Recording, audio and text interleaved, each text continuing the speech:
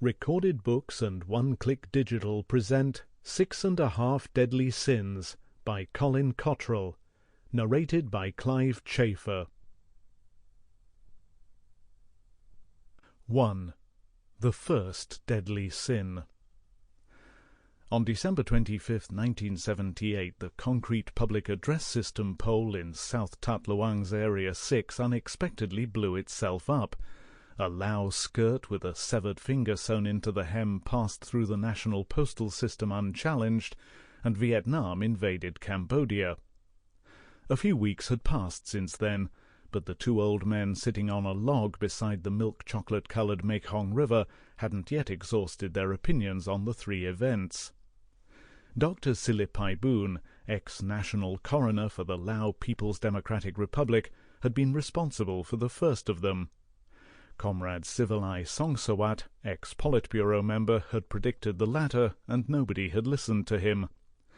But the finger, well, neither man could make heads or tails of that. "Do you suppose it might have belonged to the weaver?" asked Sivalai. "Some loom accident?" "What?" said Silly. "You mean she was so engrossed in her skirt-making that she didn't notice she'd sewn her own finger into the hem? Got home that evening and her husband says, 'Hey, where's your finger?' And she looks down to find it gone and says, 'I must have inadvertently sewn it into one of the skirts.'" There followed a brief silence while the old boys worked on their baguette lunches. They'd noticed how much more difficult it had become to chew the crusty beasts since reaching their mid-70s. Silly surmised that just as the rice whiskey distiller had added ingredients that increased the odds of a raging hangover, and the bicycle manufacturers had removed the gears that allowed one to climb hills without becoming winded, so the baker had changed to a more leathery dough recipe. All were signs of the declining standards of modernization.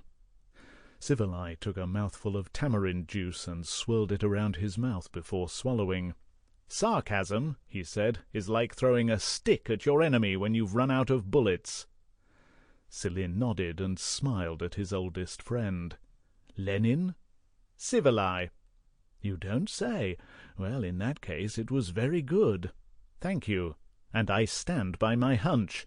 An illiterate young woman enslaved in a sweatshop sends a last-gasp plea for help by snipping off her finger and sending it out with the day's batch of Parsin skirts." Silly nodded again. His nods were rarely those of agreement. "That's even sillier, old brother," he said. "I mean, how would we trace her on the strength of a lopped finger?" "Fingerprints." "Fingerprints? Right. Well, that pretty much sums up the difference between a medical man and a politician." "How so?" "A medical man, a man of science, would look at the relative values of a fingerprint. He would consider the options available.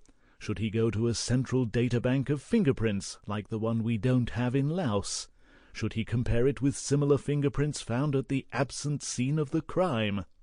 Or should he travel door to door like Prince Charming until he found a Cinderella whose stump matched the discarded finger?" Sivalai smiled. "And the politician?" "He would make a statement promising great things to come, get elected, then blame the scientists when they failed to come up with the goods." They returned to their baguettes. Nearby, a frail woman in yellow Wellington boots tossed a huge mushroom net into the river. The weights sank below the grimy surface, and the fisher lady yanked at the ropes. It was her 7th or 8th cast, and like its predecessors, it yielded nothing. "Like attempting to lasso a fly," said Silly. "If only she—" "Then what do you make of the finger?" asked Sivalai, not at all interested in fish unless they were steamed in lemon juice. "I think perhaps it's a clue." "And it was pointing toward the next clue?"